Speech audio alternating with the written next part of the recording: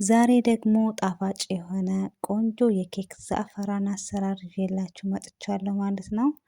እናንተ የሚጠበቅባችሁ ላይክ አድርጋችሁ ቪዲዮውን እስከ መጨረሻ መከታተል ብቻ ነው።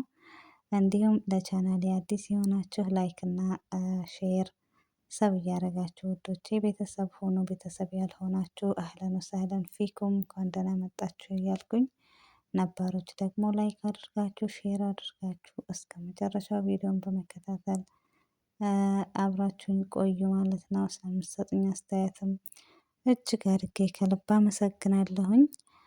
እንግዲህ ኬክ ዘአፈራን በጣም የሚጥም ቆንጆ የሆነ በጣም የሚወደድ ነው እና እናንተም ሰርታችሁ ደግሞ እየቤታችሁ እንድትሞክሩኝ ጋብዛችኋለሁ ማለት ነው።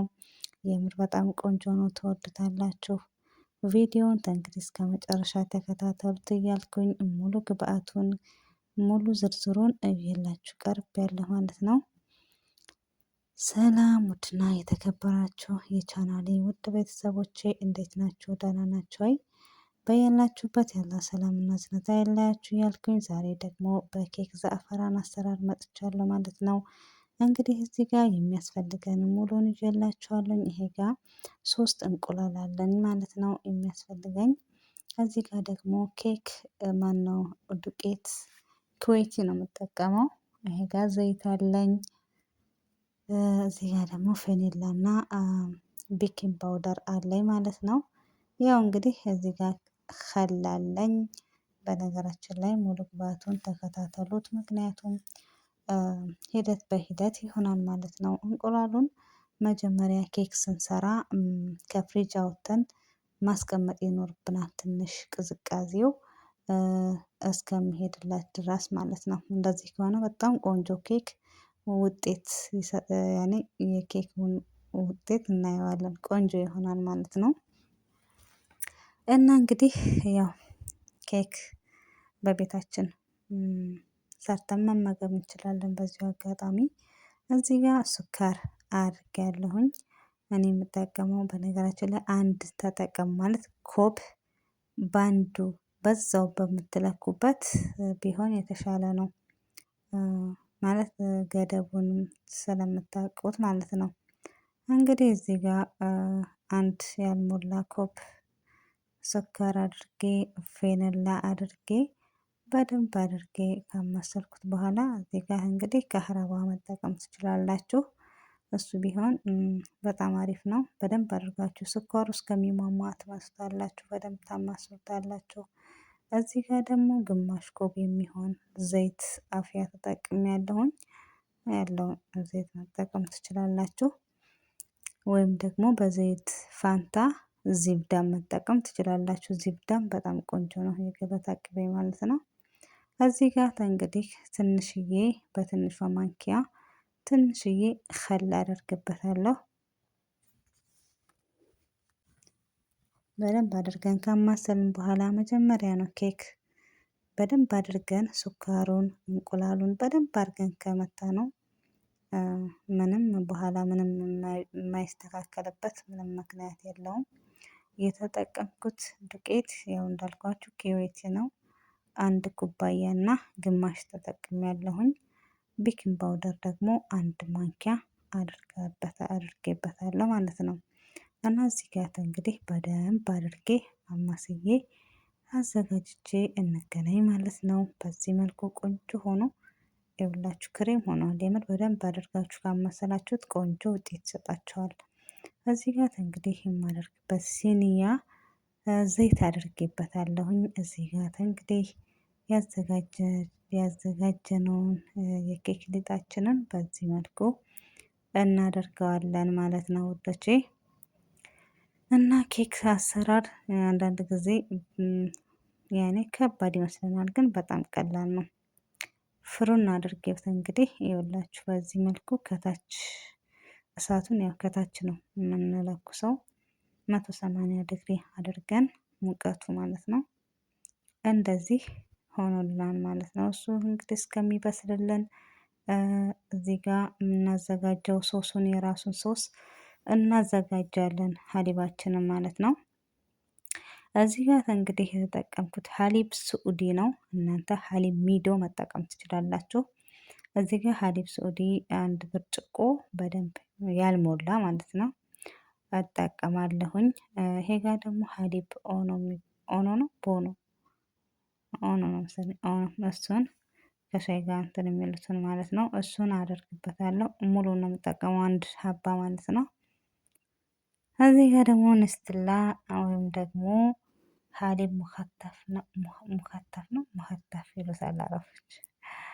ትልቅ ቁልባ ስለሆነ እኔ የምጠቀመው ግማሹን ነው። ትንሿ ከሆነች ሙሉን አድርጉት፣ ትልቅ ከሆነ ደግሞ ግማሹን አድርጉት እላችኋለሁኝ። እንግዲህ እዚህ ጋር እንደዚህ ካደረግን በኋላ እሳት ላይ እናደርገዋለን።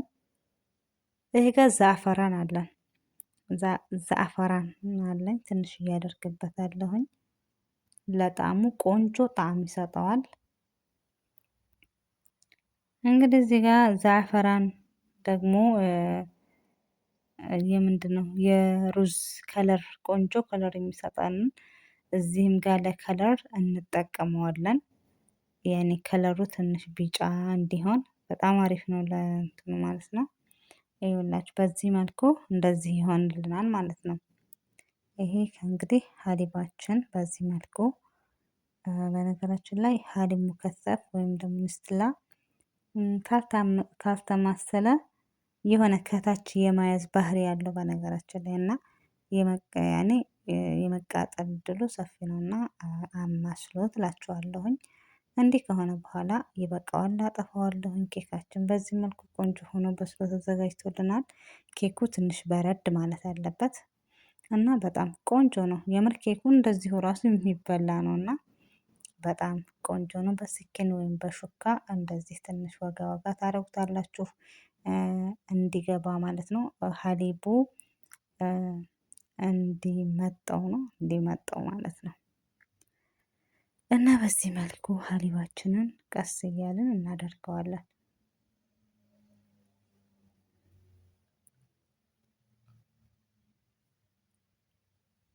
እንደዚህ እናደርገዋለን። ኬክ ዛፈራን በጣም ነው የምር በጣም ነው እኔ የወደድኩት። እናንተም ደግሞ ሞክራችሁ እንደምትወዱት ተስፋ አለኝ ማለት ነው። የምር በጣም ቆንጆ ነው። ኬክ ከውጭ አንዳንድ ጊዜ ዝም ብለን ከምንገዛ እኛው ራሳችን በእጃችን ሰርተን መመገብ እንችላለን። የምር የኔ ልጆች በጣም ነው የወደዱት። እናንተም ደግሞ አረቦቻችሁ እንደሚወዱት ተስፋ አለኝ። ስሩላቸው። መጪውም ደግሞ ረመዳን ነው። ረመዳን ደግሞ ታውቃላችሁ ኋላ ነገር ኬክ ነገር ሙአጅናት ነገር በጣም ይሰራልና ስሩ እላችኋለሁኝ።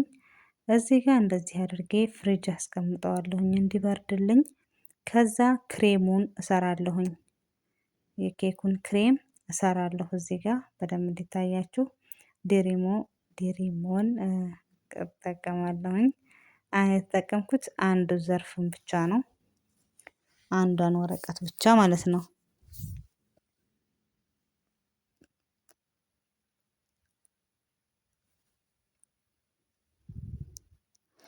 ግሽጣም ደግሞ አንዱን ካምል ሙሉውን እጠቀማለሁኝ።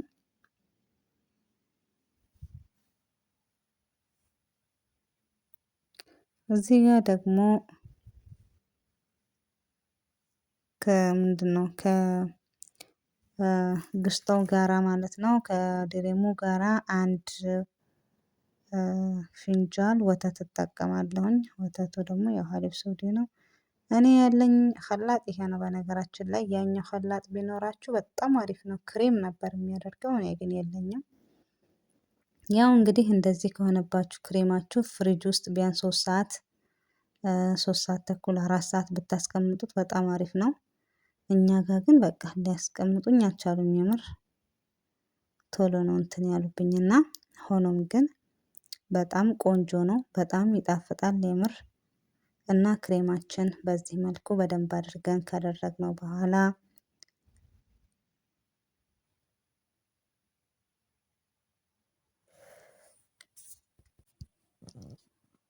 በዚህ መልኩ እንግዲህ ካዘገጃጅነው በኋላ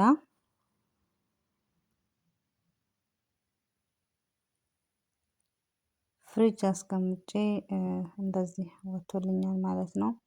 እኔ ብዙ አላስቀመጥኩትም። በቃ ልጆቹ በቃ ያረቢ ሊቆርሱብኝ እኔማ ለፍቼ ለፍቼ ሳልቆርስ እንዴት አድርጌ ብዬ ይኸውላችሁ በዚህ መልኩ እንግዲህ አልተመቸኝም እና እያዋከቡኝም ስለሆነ አጠገቤም ስለነበሩ በቃ እዚህ ጋር አድርጊልን ምናምን ምናምን ምናምን እያሉ ነበረና እንደዚህ አድርጌ እንግዲህ በጣም አሪፍ ነው የምር ቆንጆ ነው። ከምሬ ነው የምነግራችሁ በጣም የሚጣፍጥ ነው። አሁን እዚህ ጋር እንግዲህ የቅድሙን ዛፈራን ከላይ ብታደርጉበት ዋው ነው። የልጅቷ እጅ ነው በነገራችን ላይ እና ይኸውላችሁ ከላይ ያው እነሱ ስለማይፈልጉ ሁሉንም እኔ እንደዛ ነው ያደረኩት። ሁሉንም ቢፈልጉ ኖሮ ሁሉንም አደርገው ነበረ። ግን ግማሾቹ ይፈልጋሉ፣ ግማሾቹ አይፈልጉም። ይሄንን ሀሊቡን ማለት ነው ዛፈራኑን። እንግዲህ በሌላ እስከምንገናኝ ደግሞ አላህ ይጠብቃችሁ። ባይ ባይ።